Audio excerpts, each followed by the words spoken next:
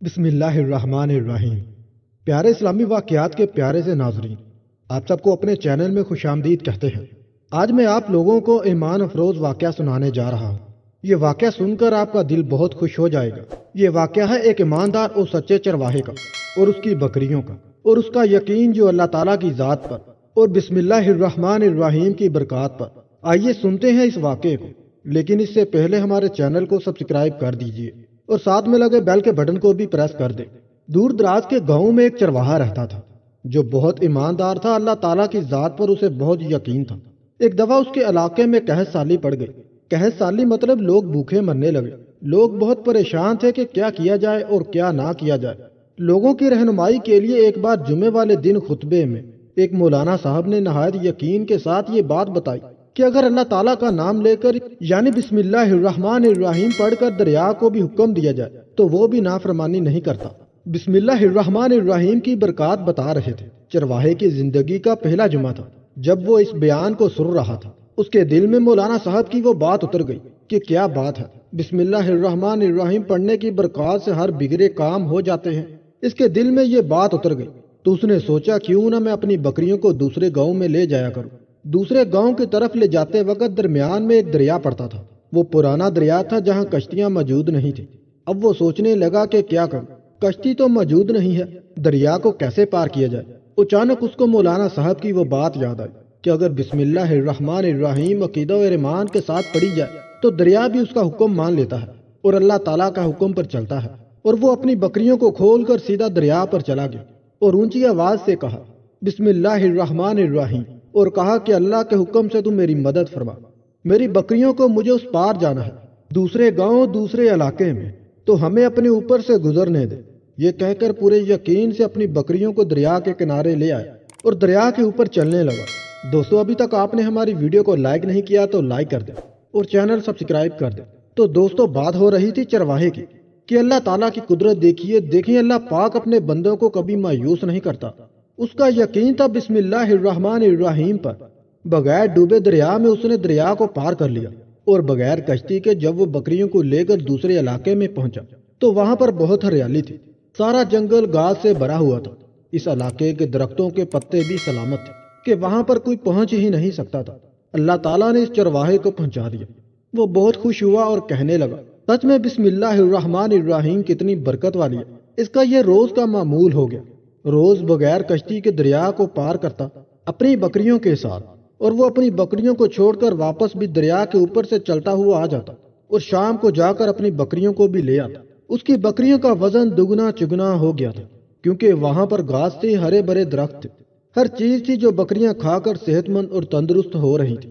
اب جب لوگوں نے اس کی بکریوں کا یہ حال دیکھا تو کہا ہمارے علاقے میں تو قحط سالی ہے، یہاں تو کھانے پینے کی کوئی چیز موجود نہیں ہے، تو بکریوں کو کیا کھلاتے ہو جو اتنی صحت مند ہو رہی ہیں۔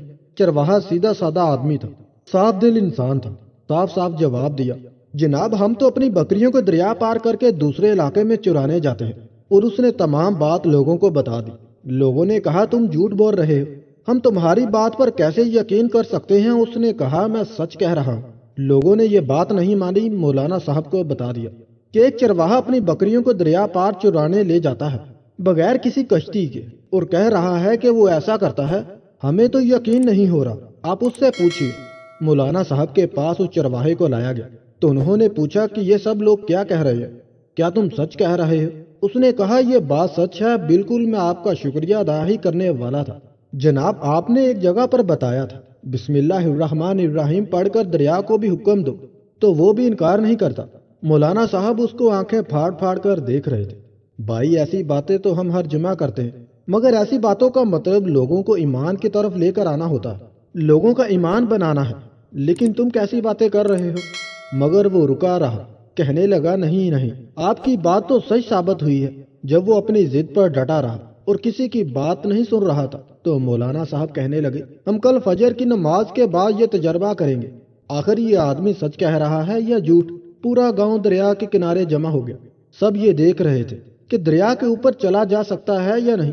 وہ بکریوں والا بھی وہاں موجود تھا۔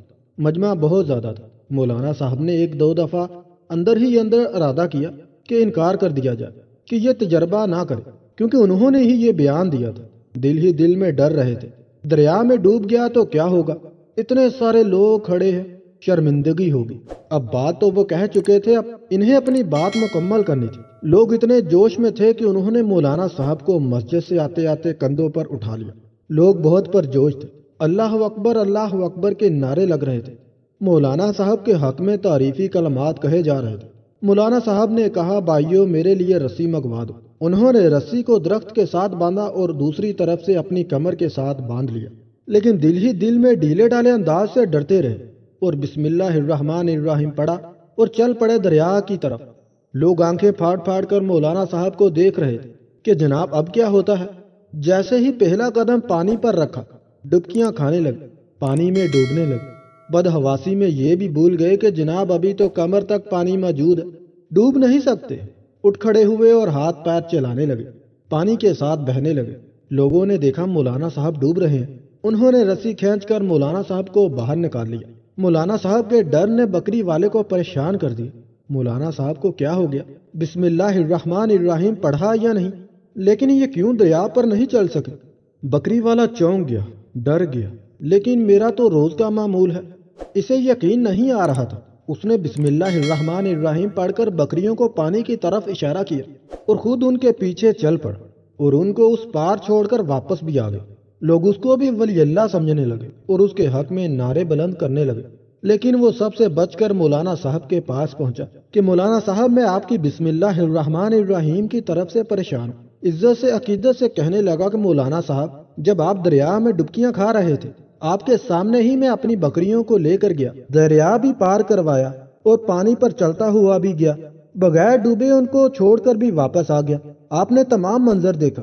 ایک بات سوچ رہا ہوں کہ آپ کی بسم اللہ الرحمن الرحیم پڑھنے میں اور میری بسم اللہ الرحمن الرحیم پڑھنے میں کیا فرق ہے؟ مولانا صاحب نے کہا، ہاں بتاؤ کیا فرق ہے، ہم تو خود یہ منظر دیکھ رہے ہیں۔ تو اس نے کہا، فرق یہ ہے اس چیز کا، یعنی پیر سے بندھی ہوئی رسی کا۔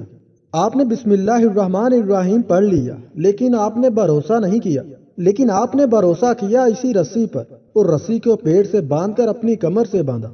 آپ نے اللہ تعالیٰ کی ذات پر بھروسہ نہیں کیا۔ بات ہے عقیدے اور بھروسے کی۔ اگر آپ پورے عقیدے کے ساتھ بسم اللہ الرحمن الرحیم پڑھتے اور دریا میں اترتے بغیر کسی سہارے اور بغیر کسی رسی کے، تو اللہ تعالیٰ کی ذات ایسی ذات ہے جو اپنے بندے کو تنہا نہیں چھوڑتی، جو اپنے بندے کو کبھی مایوس نہیں کرتی اور نہ ہی ڈوبنے دیتی ہے۔ تو اللہ تعالیٰ دریا کو حکم دے دیتا ہے، وہ آپ کے لیے ٹھہر جاتا، ڈوبے بغیر آپ چلتے ہوئے جاتے۔ تو مولانا صاحب نے اس کی یہ بات سنی تو کہا، سچ میں تم صحیح کہہ رہے ہو۔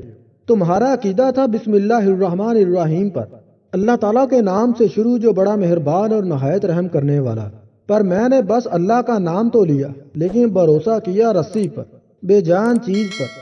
اللہ تعالیٰ کے کلام میں کتنی برکت ہے۔ اس پر یقین تو اسی وقت ہی آ سکتا ہے جب ہم اس پر یقین رکھیں۔ اللہ تعالیٰ آپ کو کبھی رسوا نہیں کرتا اگر آپ اللہ پر یقین رکھیں۔ اللہ تعالیٰ نے اس علاقے کی قحط سالی کو دور کر دیا۔